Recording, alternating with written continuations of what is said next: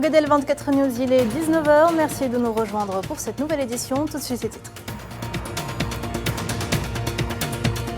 388e jour de génocide à Gaza. Le bilan de l'agression sioniste contre la bande s'est élevé à 43 020 martyrs et 101 110 blessés, dont une majorité de femmes et d'enfants.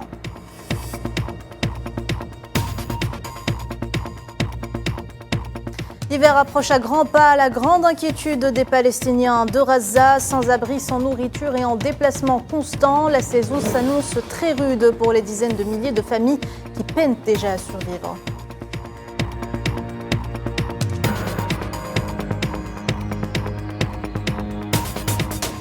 Les raids d'agression sioniste sur le Liban s'intensifient. Ce lundi, au moins 18 Libanais sont tombés en martyrs et des dizaines d'autres ont été blessés, dont des enfants, dans différentes régions du pays.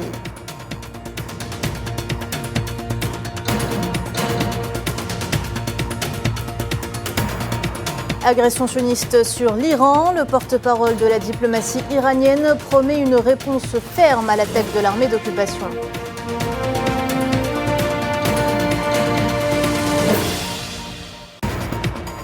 Et après le Caire, c'est à Masqat, capitale du sultanat de Oman, qu'a atterri ce lundi le président algérien Abdelmajid Tebboune pour une visite de renforcement des liens de fraternité, de coopération et de concertation entre les deux pays.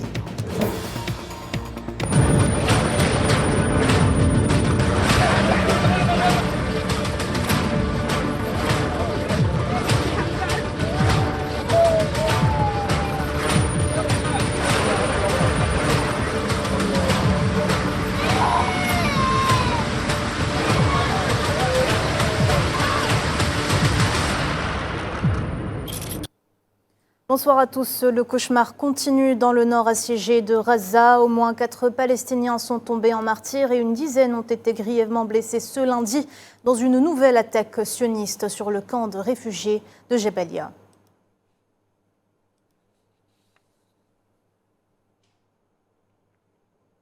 La liste des Palestiniens tués par les forces d'occupation ne fait que s'allonger. Au moins 3 Palestiniens, dont un enfant, sont tombés en martyrs ce lundi également dans des raids d'agression sioniste sur les camps de réfugiés de Boureij et d'El Marazi, au centre de la bande.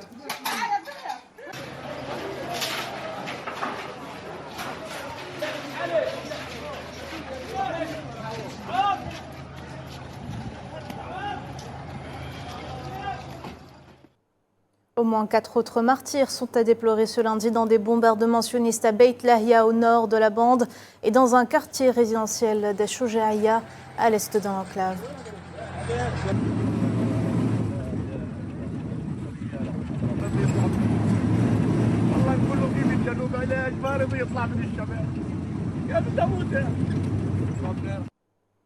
Chaque jour est un jour de deuil à Gaza. Ce lundi, les Palestiniens se sont rassemblés à l'hôpital Al-Aqsa au centre de l'enclave pour faire leurs adieux à leurs proches tombés en martyrs dans des bombardements sur les camps de réfugiés d'El Marazi et d'El Boureij la veille.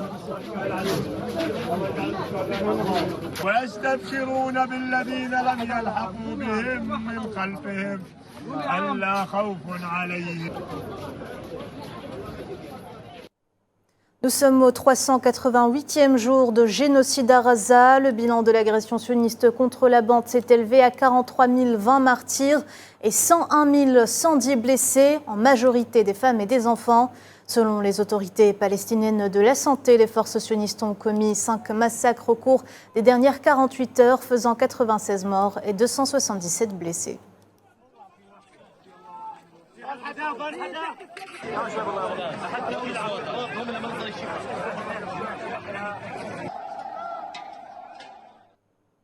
Image à présent de l'hôpital Kamal Adwan au nord de Gaza qui a été une nouvelle fois violemment pris d'assaut selon le ministère palestinien de la Santé.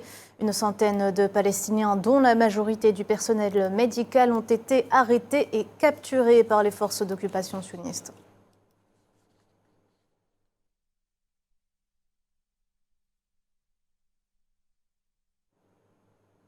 Et 2024, une année noire pour les travailleurs humanitaires. La Croix-Rouge a dans ce contexte dénoncé ces violences qui frappent en particulier et de façon disproportionnée les personnels et bénévoles locaux.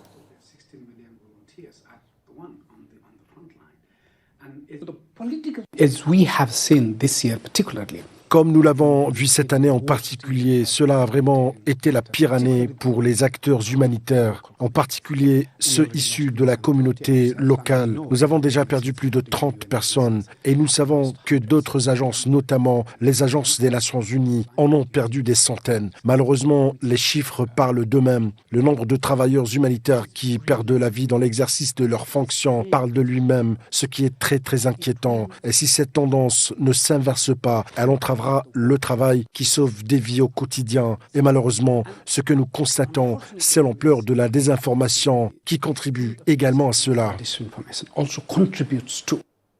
Selon le secrétaire général de la Fédération internationale des sociétés de la Croix-Rouge et du Croissant-Rouge, les risques extrêmes auxquels sont exposés les travailleurs humanitaires se sont considérablement accrus. The few things that have really bothered us. Les aspects qui nous dérangent vraiment sont le respect des normes internationales, du droit international humanitaire et des conventions de Genève. Nous constatons une érosion de ce respect. D'une certaine manière, cela s'est déjà produit dans le passé, mais il s'agissait principalement d'acteurs non étatiques. Aujourd'hui, nous constatons une érosion de ce respect dans un sens beaucoup plus large. Les risques extrêmes auxquels sont exposés nos travailleurs humanitaires se sont considérablement accrus. Les bénévoles sont abattus, les ambulances sont attaquées. Le respect pour les conventions de Genève et l'emblème de la Croix-Rouge et du Croissant-Rouge que portent les gens sur leur veste rouge s'est considérablement érodé. Nous sommes très très préoccupés par cette situation car elle aura un impact majeur sur les actions qui sauvent ou non des vies. Des gens perdront la vie et les humanitaires ne sont pas protégés. Will lose life if the humanitarians are not protected. Le chef de la Croix-Rouge a par ailleurs dénoncé les 2 poids 2 mesures dans le traitement, dans le rapport d'attention et dans la valorisation de la vie d'un volontaire local qui meurt sur le terrain par rapport à la mort d'un volontaire international. Almost 95% of the humanitarians who are killed. Plus de 95% des humanitaires tués sont en fait des employés ou des volontaires locaux. Et malheureusement, lorsqu'un employé ou un volontaire local est tué, il ne reçoit pratiquement aucune attention. En fait, notre équipe a fait un calcul rapide. Elle a découvert que si un local est blessé par rapport à un international qui est blessé, le rapport d'attention est de 1 pour 500. Bien sûr, toute mort est effroyable et nous ne pouvons pas l'accepter. Mais nous aimerons également voir la même indignation lorsque les humanitaires sont tués. C'est quelque chose de très très important, car à l'échelle mondiale, si vous regardez la situation, la plupart des personnes qui sont en première ligne pour fournir une assistance militaire sont des gens des communautés locales et nous devons valoriser leur vie. Leur vie devrait être aussi sacrée que celle de n'importe qui. Sacred as anyone else's.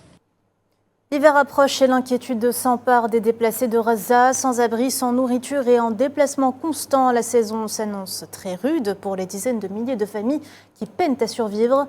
Et pour aider les Palestiniens à mieux supporter l'hiver, une jeune Palestinienne a transformé des couvertures thermiques en vêtements pour enfants. Souhila Kilal. Dans ce camp de réfugiés d'El Mawassi à Khan Younes, le bruit d'une machine à coudre brise le silence. Pour faire face à un deuxième hiver dans le dénuement le plus complet, Nida Atia, 31 ans, elle-même réfugiée, a eu la brillante idée de confectionner des vêtements pour les enfants à partir de couvertures thermiques, dans un effort désespéré de les tenir au chaud. C'est le deuxième hiver qui arrive. Les gens sont démunis, sans vêtements. Nous avons alors réfléchi à la façon dont nous pourrions trouver une solution au manque de tissus. Et nous avons eu l'idée de recycler les couvertures thermiques en vêtements d'hiver. Nous avons confectionné des vêtements pour les enfants de 3 à 14 ans. Nous sommes déplacés depuis plus d'1 an maintenant. Nous avons déjà vécu un hiver et c'est le deuxième qui arrive. Nous n'avons plus de vêtements, même pas pour habiller ma fille malade. Nous sommes partis avec les vêtements que nous portions et en sandales. Nous n'avons eu le temps de rien prendre. Avec l'aide des femmes et des hommes du camp, Nida a pu mettre en œuvre en septembre dernier son projet Needle and Thread, en français aiguille et fil. Faire des patrons, découper, mesurer, Coudre, faire les essayages, tout le monde y met du sien pour confectionner des vêtements bien chauds pour le froid hivernal. Pour remédier à l'absence d'électricité, la machine à coudre a été reliée aux pédales d'un vélo par une courroie. Au début, c'était de la couture 100% à la main, mais avec l'augmentation de la demande, nous avons dû nous procurer une machine électrique que nous avons attachée à un vélo, comme solution alternative pour ne pas nous arrêter. Le matériel simple avec lequel nous travaillons ne suffit pas à répondre à la demande. Nous espérons que notre projet prendra plus d'ampleur. Nous n'avons pas d'autre abri que la mer. Depuis le mois d'août, nous réfléchissons à ce que nous pourrions faire en hiver au bord de la mer. Nous avons donc pensé à ce projet de couverture et à la fabrication de couvertures pour pouvoir trouver de quoi nous tenir chaud et nous couvrir. C'est donc un deuxième hiver rude qui pointe à l'horizon et menace ces réfugiés installés sur la plage d'El Mawassi, mais également tous les habitants de Raza, dévastés par 13 mois de génocide. L'année dernière déjà, de fortes pluies avaient inondé plusieurs camps, détruisant un grand nombre d'abris. Si la situation actuelle venait à perdurer, l'hiver s'annonce très long cette année à Raza. Les arrestations sont le lot quotidien des Palestiniens en Cisjordanie occupée. Ce lundi, au moins 12, dont des enfants, ont été arrêtés dans le gouvernorat d'Al-Khalil, portant à plus de 11 400 le nombre de Palestiniens détenus et torturés dans les geôles sionistes depuis le 7 octobre 2023.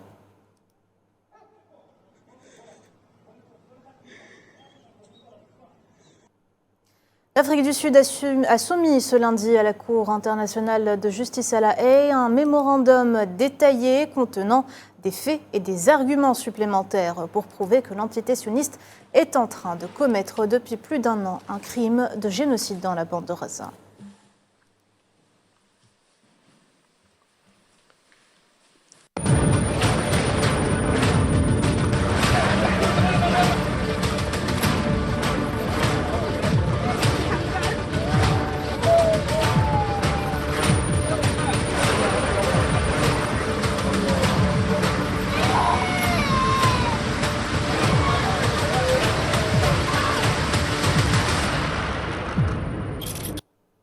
Deuxième dossier de la soirée, le Liban, c'est juste après ce jingle.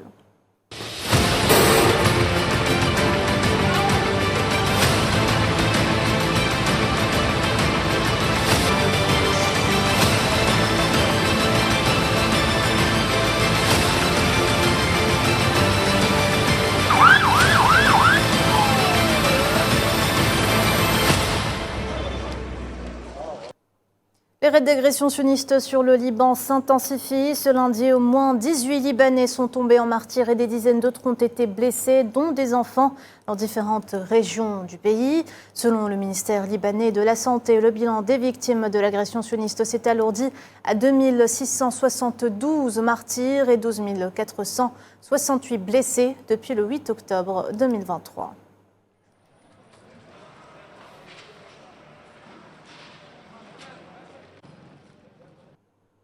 Un immeuble entier réduit en poussière. Les équipes de secours recherchent toujours des survivants sur le site d'un bombardement sioniste ayant fait 7 martyrs et 17 blessés dans la ville de Taïr, au sud du Liban.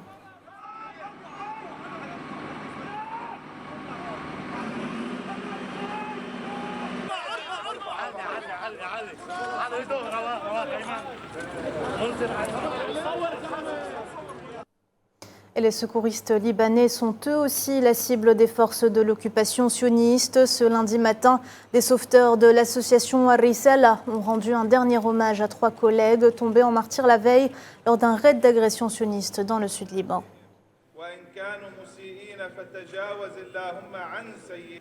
نحن بشر نتصل بالله بالقرآن بالقرآن الكريم بآيات الله بالدليل والقطع واليقين جنتك في جوار الحسين وأصحابه. Maisons et immeubles en ruine, la ville de Shamstar, près de Baalbek, n'est plus que décombres et poussière après que les forces d'occupation sionistes aient rasé la région, faisant plusieurs martyrs et des blessés.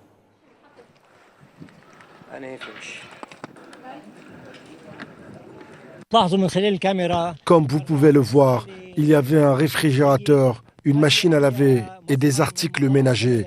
Il n'y avait pas de présence militaire comme le prétendent les sionistes. Cette communauté restera fidèle à sa voix. Malheureusement, les gangs israéliens ne seraient pas en mesure de faire cela sans le soutien américain et le silence des États.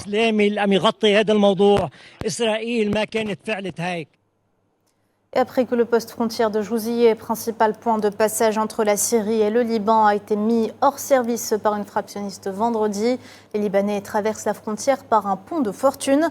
Actuellement, il ne reste que 3 ponts de passage fonctionnels entre la Syrie et le Liban, qui partagent une frontière longue de 375 km. Malam Zenzitouni. Fuyant le Liban à pied pour se rendre en Syrie, les Libanais traversent un étroit pont de fortune dans la région de Qusayr, dans la province syrienne de Homs. Le poste frontière officiel entre la Syrie et le Liban avait été mis hors service après une frappe sioniste 2 jours plus tôt. Roussoun Moubarak a fui avec ses 3 enfants la ville de Baalbek dans l'est du Liban. Ils ont traversé la frontière dimanche par la passerelle de fortune. La situation est tragique. Il y a des bombardements tous les jours. Nous étions soumis aux frappes. Nous nous en sommes sortis et nous avons réussi à venir ici, grâce à Dieu. Les récentes frappes sionistes à Qusayr ont détruit un pont sur la rivière Oronte. La circulation entre les zones agricoles vitales est désormais perturbée. Un pont complètement détruit. Sa reconstruction nous prendra beaucoup de temps et sera très coûteuse. Actuellement, la circulation entre les 2 rives est coupée et les moyens de subsistance des agriculteurs, des paysans et des villageois sont impossibles à fournir. Car il est impossible de se déplacer entre les 2 rives du fleuve. Nous essayons en tant que possible de trouver des solutions alternatives, mais la situation est mauvaise.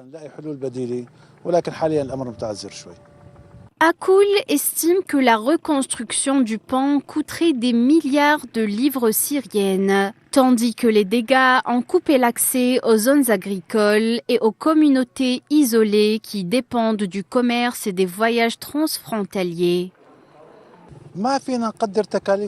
Nous ne pouvons pas estimer les coûts avec précision, car le pont doit être inspecté. Nous devons descendre et vérifier dans quelle mesure le ciment a été endommagé par la frappe, mais dans les limites minimales. La limite minimale pour la construction du pont est de 35 milliards de livres syriennes, environ 2,5 milliards de dollars américains, en prenant en compte le fait que les fondations et les poutres de soutien sont intactes. Mais pour l'instant, même pour l'inspecter, nous avons besoin d'équipements et d'outils, et dans les prochains jours, nous évaluerons les dégâts avec précision.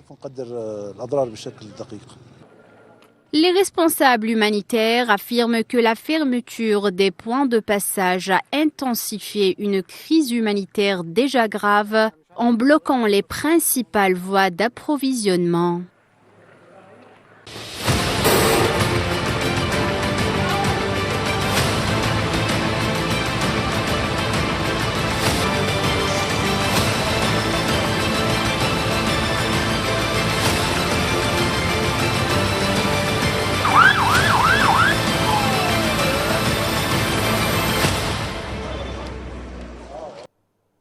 On en parlait tout à l'heure en titre. Le porte-parole de la diplomatie iranienne a promis ce lundi une réponse ferme à l'attaque sioniste sur Téhéran, ajoutant que la nature de la réponse dépendra de la nature de l'attaque.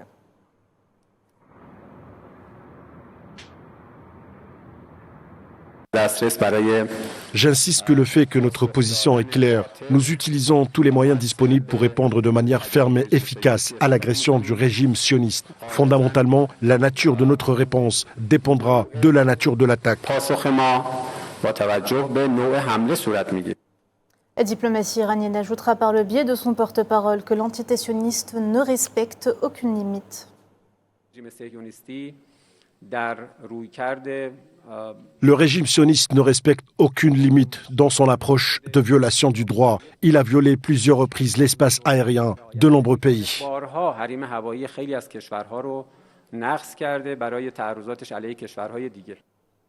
Et le ministre russe des Affaires étrangères, Sergueï Lavrov, a déclaré que le pire scénario avait été évité, faisant référence à l'attaque sioniste contre l'Iran. Et ce, lors d'une conférence de presse ce lundi, après avoir rencontré son homologue koweïtien à Moscou.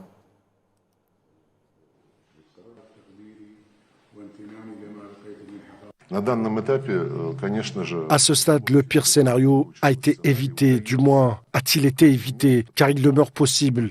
Ici, comme dans la situation avec l'Ukraine, il y a quelqu'un qui veut attiser la flamme au point que les États-Unis s'en mêlent en premier. Le chef de la diplomatie koweïtienne a justement profité de sa rencontre avec Sergueï Lavrov pour appeler une nouvelle fois un cessez-le-feu en Palestine occupée.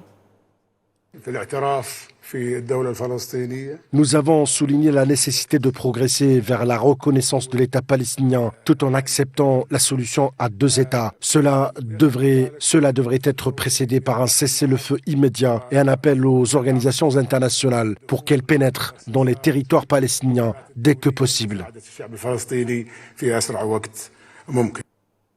La Chine s'est également prononcée sur l'escalade des tensions au Moyen-Orient. Par le biais de son porte-parole, Pékin estime que les récents événements ont une fois de plus montré l'urgence d'un cessez-le-feu, ajoutant s'opposer à toute atteinte à la souveraineté et à la sécurité des autres pays.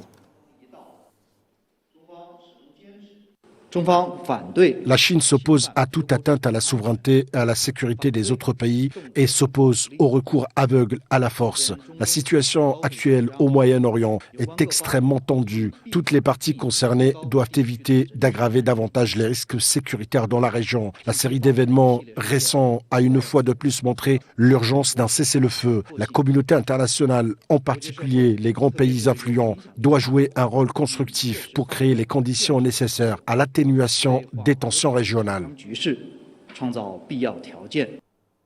Restez avec nous, l'actualité en Afrique, c'est tout de suite.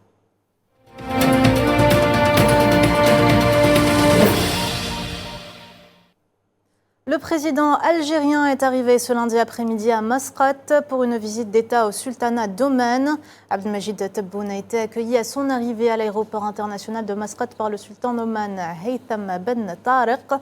Cette visite s'inscrit dans le cadre du renforcement des liens de fraternité, de coopération et de concertation entre les deux pays.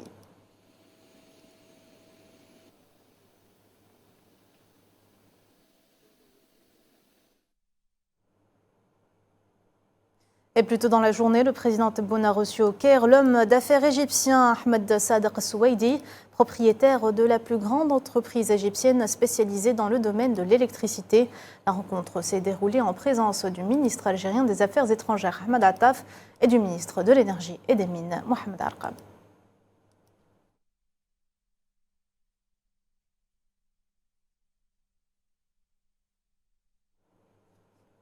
On parle justement de la visite du président Abdelmajid Tebboune en Égypte et au sultanat d'Oman avec notre invité du 19h.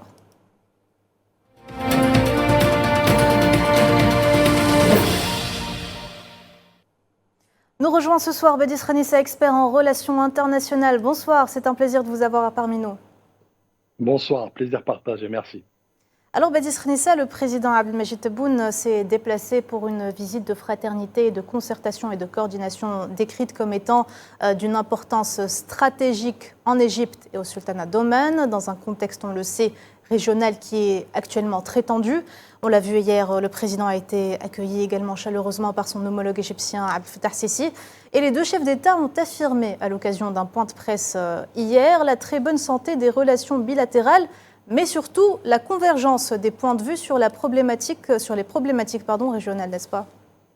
Tout à fait, tout à fait. C'est effectivement, comme vous l'avez rappelé à juste titre, c'est une visite d'État stratégique à enjeux très importants, notamment sur le plan et géopolitique, diplomatique, effectivement, puisqu'il faut rappeler la profondeur des relations bilatérales, que ce soit entre l'Algérie et l'Égypte ou le sultanat d'Oman, et aussi qui revêt une importance primordiale aujourd'hui. Diplomatie économique oblige. Le président de la République aussi s'est déplacé en tant que VRP économique pour justement ouvrir notamment l'Algérie vers le monde. Mais pour revenir un peu sur l'aspect géopolitique, actualité oblige, notamment, et comme vous l'avez rappelé, l'ébullition, notamment du Moyen-Orient avec le génocide à ciel ouvert, notamment à Gaza, et les multiples fronts ouverts par l'entité sioniste, notamment que ce soit sur le Liban ou d'autres dans le Moyen-Orient, oblige qu'effectivement, ou même exige, je dirais, qu'il y ait ne serait-ce qu'une concertation, et d'ailleurs même une convergence de vues et de lutte, puisqu'il est question de lutte au-delà des points de vue, et ça a été rappelé lors du point de presse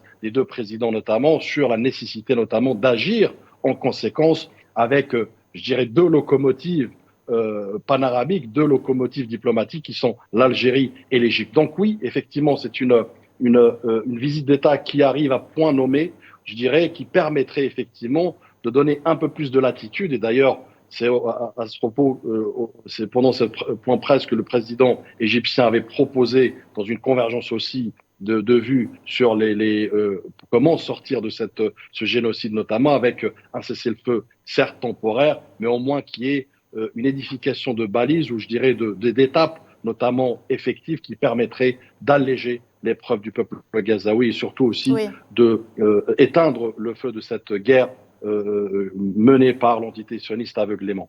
Autre point important aussi par les deux parties, c'est l'acheminement des aides humanitaires au peuple de Gaza qui vit une situation de détresse rarement égalée, Badis Renessa. Absolument. Et à ce propos, le président de la République, Abdelmajid Tebboune, a démontré qu'il ne ménageait aucun effort, notamment dans ce sens. Il a rappelé la position immuable et inaliénable, notamment en matière de soutien de la cause palestinienne. Mais aujourd'hui, en temps d'adversité, en temps d'épreuve, en temps de génocide, en temps de guerre et d'effusion de sang, le président de la République, aux côtés du président égyptien notamment, et demain aussi aux côtés du sultan d'Oman, déterminé justement à créer une dynamique positive, une concertation, c'est ce que j'ai appelé tout à l'heure cet élan de dynamisme de cette diplomatie algérienne qui est en droite ligne aujourd'hui avec justement la vision du président de la République, à savoir être une force de proposition, mais au-delà, être une force d'action justement qui œuvrerait dans l'intérêt des peuples et notamment aujourd'hui le peuple palestinien.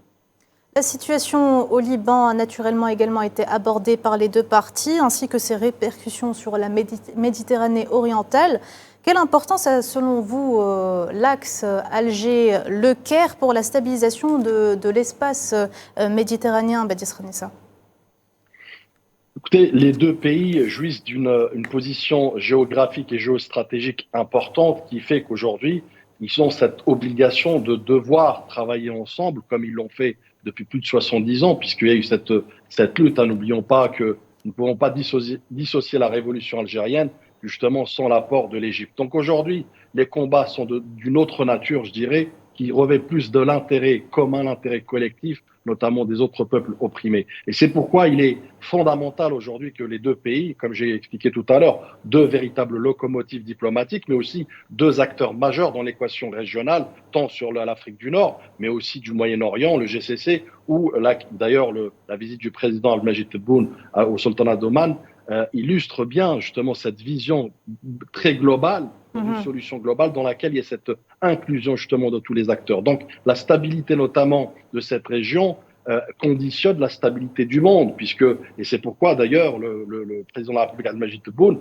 l'a rappelé à maintes reprises dans le point de presse, et certainement demain, que l'Algérie reste disposée à explorer, mais surtout à agir de toutes les solutions pacifiques, notamment avec des acteurs et des partenaires fiables, dignes de confiance, comme l'Égypte, comme le sultanat d'Oman, mais d'autres aussi pays du Moyen-Orient. Donc la stabilité de cette région aujourd'hui, je dirais, est le point fondamental, mais surtout aussi pourrait être le point de rupture si toutefois on n'arrive pas à une résolution pacifique, mais surtout une résolution de cessez-le-feu, notamment pour faire taire les armes, mais surtout aussi pour protéger un peuple, je dirais, aveuglément tué et assassiné à longueur de journée.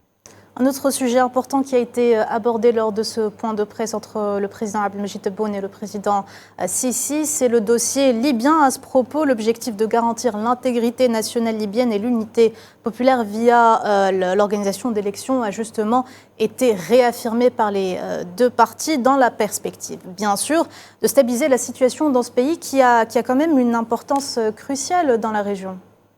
Tout à fait. Et, il me semble l'enseignement fondamental et principal de ce point de presse et je dirais inévitablement le rappel notamment des deux présidents et en premier lieu le président de la République Abdelmajid Tebboune sur la nécessité de laisser les frères libyens agir en conséquence, mais surtout aussi trouver des solutions pacifiques, notamment pour faire émaner ou émerger la voix du peuple libyen. Donc le principe de la non-ingérence est un principe fondamental, c'est une condition sine qua non justement pour pouvoir permettre avec des alliés fiables comme l'Algérie, comme l'Égypte notamment, qui n'ont aucun intérêt ni de près ni de loin en Libye et qui permettrait effectivement de amorcer d'une manière plus effective la réconciliation nationale, notamment entre les frères libyens, et permettrait la convergence, mais surtout l'unité du peuple libyen qui irait ou ira vers les urnes pour permettre justement de porter la voix du peuple et pourquoi pas faire émerger un gouvernement et un État beaucoup plus stable, car la stabilité de la Libye, elle en va aussi de la stabilité de toute la région. Et pas que la Libye, il y a aussi la situation au Soudan qui a été abordée par le président Abdelmajid Tebboune, qui était d'ailleurs ému en parlant de cette situation. Il a d'ailleurs évoqué le mot de fitna, Badis Renessa. Écoutez, tout à fait. D'abord, il y a cet aspect de division, notamment au Soudan, une division regrettable, mais aussi parfois une division orchestrée et caractérisée. N'oublions pas que l'entité sioniste dans la Corne de l'Afrique, si je peux me permettre d'ouvrir une petite parenthèse géopolitique, oui. Justement agit en conséquence et essaye justement de peut-être s'immiscer dans cette brèche de division pour, n'oublions pas qu'il y a une normalisation du Soudan avec l'entité sioniste qui vend en ce pays une porte d'entrée notamment dans la Corne d'Afrique, mais à travers elle, à l'Afrique et en profondeur en Afrique. C'est pourquoi il est aujourd'hui plus qu'important, je dirais même vital, et je pense que le président de la République l'a rappelé à plusieurs fois, que la solution au Soudan est une solution, je dirais, d'abord de l'ordre pacifique, mais surtout, je dirais, il faudrait y œuvrer d'une manière imminente pour permettre non seulement de unifier ou réunifier le Soudan, mais surtout aussi de lui donner toutes les potentialités qu'il mérite, à savoir établir un plan de développement pour le peuple soudanais, mais surtout aussi s'immuniser ou se protéger contre toute atteinte future, notamment, et de l'entité sioniste qui reste en embuscade. Badis Renessa, vous parliez tout à l'heure de l'aspect économique. Plusieurs secteurs névralgiques, les deux présidents l'ont dit, verront l'approfondissement du partenariat bilatéral. On parle par exemple des grands projets d'infrastructure, de l'industrie énergétique ou encore de la construction. Le partenariat économique algéro-égyptien, une valeur ajoutée certaine selon vous pour le développement de ces deux grands pays ? Je pense que le président de la République aujourd'hui d'abord s'inscrit en droite ligne, en cohérence et en corrélation avec la diplomatie économique. Ce n'est plus un slogan, c'est une réalité, c'est une vérité. Et c'est pourquoi j'ai expliqué en introduction, au prélude, que le président s'inscrit aussi en tant que VRP commercial, notamment de l'économie algérienne. N'oublions pas que l'Algérie et l'Égypte, c'est plus d'1 milliard notamment d'échanges et d'importations algériennes. L'Algérie et l'Égypte, c'est un potentiel notamment à travers la commission mixte algéro-égyptienne. Et d'ailleurs, à ce propos, au passage, le président Assisi a évoqué la tenue de cette 9e commission, notamment prochainement, qui permettrait à plus de 5000 entrepreneurs, chefs d'entreprise, d'investir en Algérie et vice-versa, puisque l'Algérie aussi, comme j'ai expliqué au début, s'ouvre au monde. L'Algérie diversifie, notamment dans un monde multilatéral, ses partenariats avec tous les pays, bien sûr, avec lesquels elle partage les intérêts, mais aussi elle partage les vues et les visions. Donc aujourd'hui, l'Égypte est un acteur majeur qui permettrait, dans un échange gagnant-gagnant, mais aussi un transfert de savoir-faire. Et ce n'est pas anodin, innocent que le président de la République a rencontré lors de sa dernière rencontre le président d'une grande entreprise. C'est pour dire qu'effectivement, il y a de potentialités imminentes et éminemment importantes à explorer ensemble. Donc, ça ne pourrait que apporter effectivement d'abord un échange commercial entre les deux pays, mais à travers cela et intrinsèquement apporter aussi un poids fondamental et ô combien nécessaire pour le monde arabe, puisque je rappelle qu'il y a aussi en toile de fond un projet panarabiste porté par le président de la République Abdelmajid Tebboune el-Sisi, mais je dirais un projet vertueux qui permettrait de créer un équilibre géopolitique à travers le monde arabe, à travers la Ligue arabe, qui, à travers sa réforme, à travers aussi des leviers comme aujourd'hui, ce type de partenariat stratégique lui permettrait son envol, mais surtout aussi d'avoir son mot à dire sur la table des decision makers dans le monde. On l'a vu, on vient de le voir dans cette édition. Le président de la République, Abdelmajid Tebboune, est arrivé il y a quelques heures à Masqat, capitale du sultanat d'Oman, où il a été accueilli par le sultan Haytham Ben Tariq. Abdelmajid Tebboune qui a d'ailleurs eu l'occasion de rencontrer les membres de la communauté nationale établie au sultanat de Oman. Alors on sait que le président tient à chacune de ses visites à rencontrer les membres de la diaspora algérienne. Comment est-ce que vous interprétez cela ? D'abord, c'est une marque de fabrique du président de la République, Abdelmadjid Tebboune, qui porte un attachement profond à la communauté nationale. Et d'ailleurs, c'est devenu quasiment une tradition protocolaire dans laquelle le président s'inscrit humblement dans une proximité inégalée, à savoir d'abord écouter, parce que le but ultime de cette rencontre, c'est aussi de rencontrer et d'avoir cette proximité avec notre communauté pour mieux l'écouter, mais aussi pour mieux la servir et mieux répondre à ses aspirations. Donc, c'est, je dirais, en totale adéquation avec la vision du président de la République, ou du moins, je dirais, la place qu'occupe la communauté nationale dans son programme, dans sa vision. Et aujourd'hui, il le fait savoir à travers ce type de jalon ô combien important, notamment, puisque ça donne non seulement une tribune d'expression, mais aussi une caisse de résonance au président de la République, qui, lui, est très fidèle et attaché notamment à son programme quant à la communauté nationale. Et quoi de mieux que justement ce type de rencontre pour parler à bâton rompu, mais surtout aussi parler dans la transparence, parler dans un élan de construction, mais surtout aussi de retour de ces expatriés ou cette communauté pour mieux servir l'intérêt surtout de la nation. Surtout lorsqu'on sait que la communauté nationale à l'étranger est un élément essentiel à l'essor de l'Algérie à l'international, n'est-ce pas? Tout à fait, c'est les premiers ambassadeurs en première ligne. Donc, où qu'ils se trouvent aujourd'hui, c'est fondamentalement des leviers de rayonnement de l'image de l'Algérie, de son essor, mais aussi de son attractivité. On parlait tout à l'heure de l'économie, de cette diplomatie économique. Quoi de mieux qu'avoir des fondations saines, bâties par justement l'expertise de nos compatriotes à l'étranger, pour créer ce trait d'union notamment entre les États, que ce soit aujourd'hui l'Égypte, l'Algérie ou le sultanat d'Oman et l'Algérie. Donc, et le président de la République, sur ce point, est conscient notamment, est très sensible notamment sur l'apport, je dirais, stratégique et l'apport vital de notre communauté, que ce soit par son savoir-faire, par aussi son élan d'engagement, je dirais, indéfectible pour l'intérêt de la nation. Et je pense que la communauté lui rend bien, puisqu'elle est disposée aujourd'hui pleinement à servir l'intérêt de la nation auquel se trouve, en première ligne pour protéger ses intérêts, défendre le rayonnement et l'image de l'Algérie, mais aussi sur le territoire pour investir et pour accompagner le développement de notre pays. Dernière question pour vous, Badis Khanissa. Le président de la République achèvera demain sa mini-tournée au Moyen-Orient. Quelles sont, selon vous, les perspectives stratégiques de ce déplacement aujourd'hui présidentiel aujourd'hui au Sultanat d'Oman? Alors, il est, je dirais, d'abord géopolitique et géostratégique. Le président de la République, encore une fois, s'inscrit dans un élan de partage, de concertation, de collégialité, d'inclusion, de solutions globales. La marque de fabrique de notre diplomatie, une diplomatie vertueuse, mais une diplomatie de prospective. Donc, cette tournée, je dirais, est une tournée qui, encore une fois,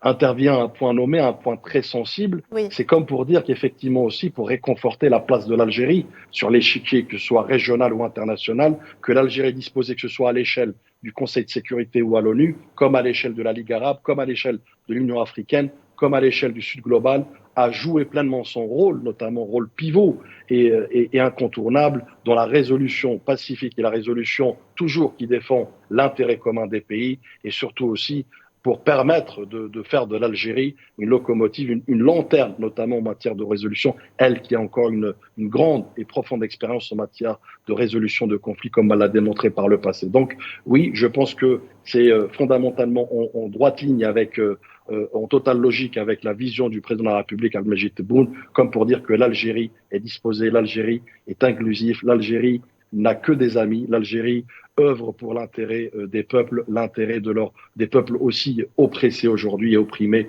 comme le peuple razaoui, le peuple palestinien. Merci beaucoup, Badis Khanissa. Toujours un plaisir de vous écouter sur Al24 News. Je vous dis à très bientôt. Merci. Au revoir. Au Tchad, des assaillants ont lancé dans la nuit de dimanche à lundi une attaque contre l'armée tchadienne à Barkaram, faisant tragiquement une quarantaine de morts. C'est ce qu'a annoncé la présidence du Tchad, du pays, dans un communiqué. Le président Mahamat Idriss Déby Itno s'est rendu sur place lundi matin et a donné le coup d'envoi de l'opération Ascanit pour poursuivre et traquer les assaillants jusque dans leur dernier retranchement.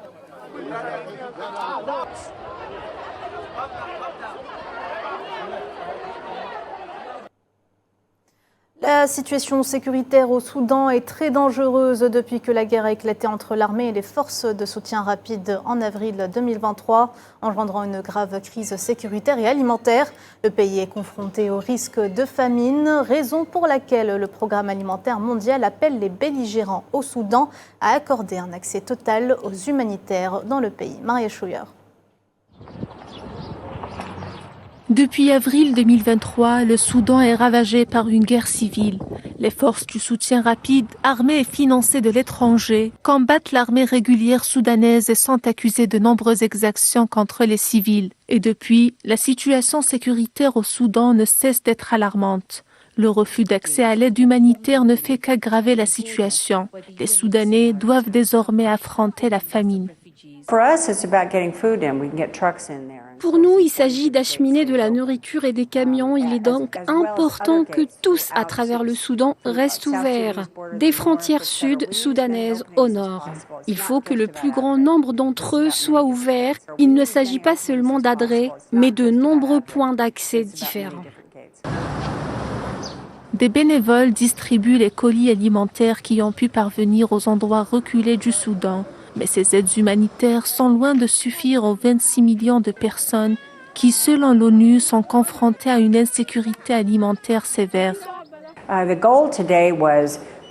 L'objectif aujourd'hui est tout d'abord de rencontrer les dirigeants, car je ne les avais pas encore rencontrés, et de leur réitérer la nécessité pour nous d'avoir un accès complet et sans entrave, ainsi que la capacité d'entrer au Soudan par autant de points d'entrée différents que possible, et de s'assurer que nous pouvons commencer à nourrir la population à grande échelle. Vous savez, la famine sévit en ce moment, y compris dans le camp de Zamzam, où elle va s'étendre. Il est donc urgent que nous puissions entrer et que nous puissions agir à grande échelle.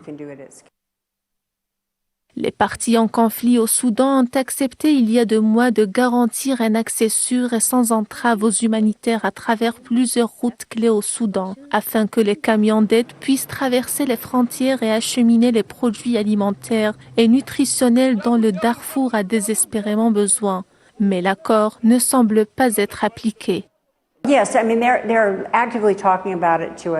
Je veux que ces dirigeants nous parlent activement. Je veux qu'on parle du fait que nous essayons de travailler ensemble et de faire en sorte que nous puissions nourrir les gens à grande échelle au Soudan. Le Programme alimentaire mondial a averti qu'avec l'alerte dans l'ensemble du Soudan sur de graves insuffisances alimentaires et avec la famine déclarée dans le camp de Zemzem au Darfour, le fléau risque de se propager à plus grande échelle. Le PAM appelle les belligérants au Soudan à accorder un accès total à ces humanitaires dans ce pays en guerre. Une guerre qui ravage le Soudan depuis 1 an et demi maintenant et provoque l'une des pires catastrophes humanitaires dans le monde. Et en Conseil de sécurité cet après-midi à New York, le représentant permanent pour l'Algérie à l'ONU, Ammar Benjama, a dénoncé les attaques perpétrées par les forces de soutien rapide contre les civils au Soudan. Il est difficile de trouver les mots justes afin de décrire la situation effarante au Soudan. Et pour traduire notre incapacité à fournir à la population soudanaise les réponses adéquates sur le terrain, alors que les civils continuent d'être les victimes de ce carnage au Soudan. C'est pourquoi nous condamnons fermement les violences qui continuent d'être perpétrées contre des civils. Plusieurs produits ont été adoptés par notre Conseil. Différentes initiatives ont été menées également à l'extérieur du Conseil pour parvenir à une solution pacifique. Malheureusement, tous ces efforts n'ont pas apporté les résultats escomptés sur le terrain. La reprise des confrontations à Khartoum et à El Fasher, et plus particulièrement les attaques lancées par les forces d'appui rapide contre cette ville, sont autant d'exemples flagrants du mépris dont on fait montre à l'encontre du Conseil, mais aussi à l'encontre de l'ensemble de la communauté internationale. L'Algérie qui a d'ailleurs appelé les deux parties belligérantes à faire montre d'un minimum de responsabilité et d'éloigner les combats des zones peuplées de civils. Nous appelons les parties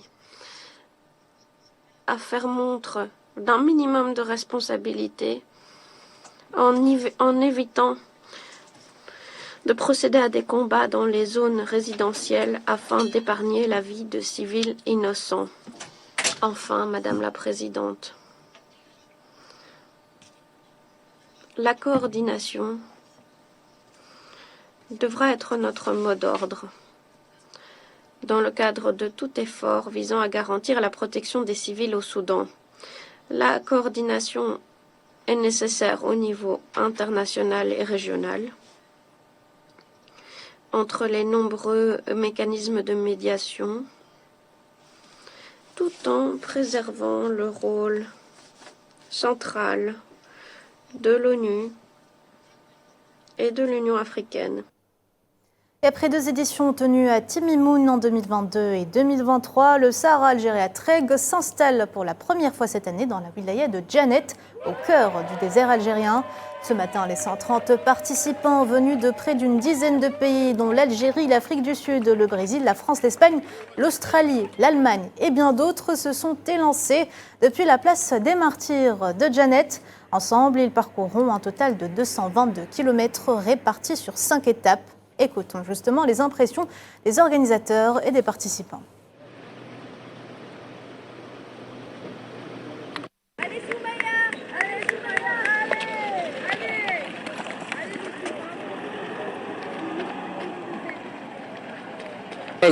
Je viens de l'Italie et je suis très heureuse d'être ici en Algérie pour voir le désert de Djanet. Et comme j'ai à dire, j'espère une bonne journée. Créateurs des événements Treg, qui sont des événements de course nature, qui se déroulent souvent dans des endroits assez incroyables en termes de paysages et tout à fait naturellement. Djanet, qui est une ville universellement connue, était le lieu idéal pour organiser cette troisième édition en Algérie. C'est la première à Djanet, mais c'est la troisième en Algérie. Et donc on est ravis d'être là aujourd'hui. Je suis là pour participer au Trek Sahara, qui se déroule en plusieurs étapes. Comme tous les athlètes, nous devons être au top physiquement et mentalement pour affronter toutes les difficultés qui nous attendent. Ça fait plaisir que tu fasses d'aller en même temps, on dit Trek, mais surtout sport et tourisme. Même pour eux, ils savent ça. C'est surtout à Djanet, à Tamarasset, à Timimoun, ça fait partie du sport et tourisme.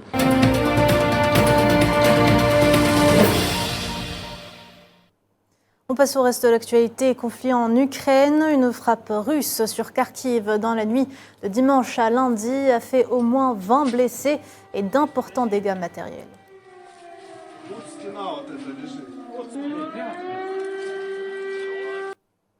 L'opposition de centre-gauche lituanienne devrait l'emporter face aux conservateurs aux élections législatives après une campagne dominée par les préoccupations relatives à l'augmentation du coût de la vie et aux inégalités sociales.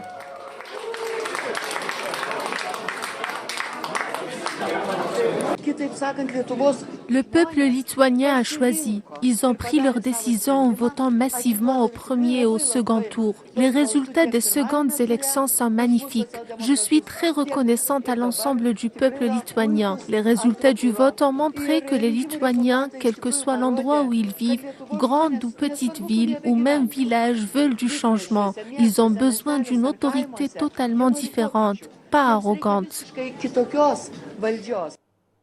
Le Premier ministre géorgien a déclaré ce lundi que l'adhésion à l'Union européenne reste une priorité pour son parti Rêve géorgien, vainqueur des législatives, ajoutant s'attendre à un redémarrage des relations avec Bruxelles en réponse à l'opposition pro-occidentale.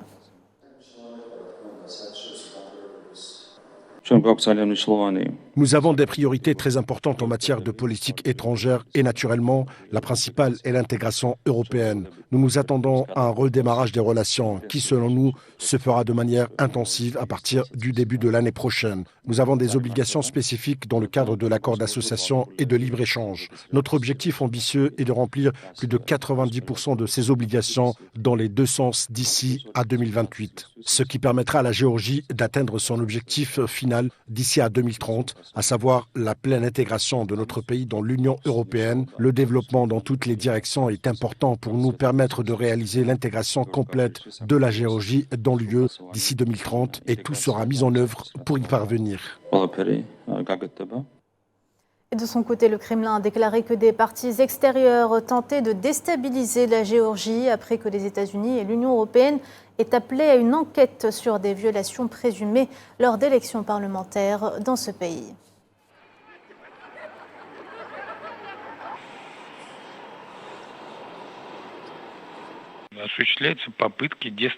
Des tentatives de déstabilisation de la situation dans la République sont en cours. Des tentatives d'ingérence sont également visibles à l'œil nu, mais pas de la part de la Russie. Il s'agit d'un grand nombre de forces des pays européens qui ont tenté d'influencer le résultat de ce vote. En fait, cela a été déclaré publiquement et personne n'a essayé de le cacher. Nous n'intervenons pas dans les affaires intérieures de la Géorgie et n'avons pas l'intention de le faire à l'avenir.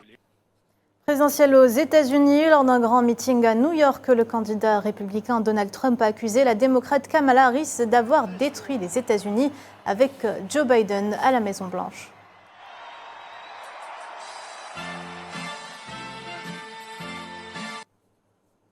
Et un peu plus d'une semaine nous sépare justement du coup d'envoi du vote. Kamala Harris a appelé à cette occasion ses partisans à Philadelphie à ne pas rester sur la touche.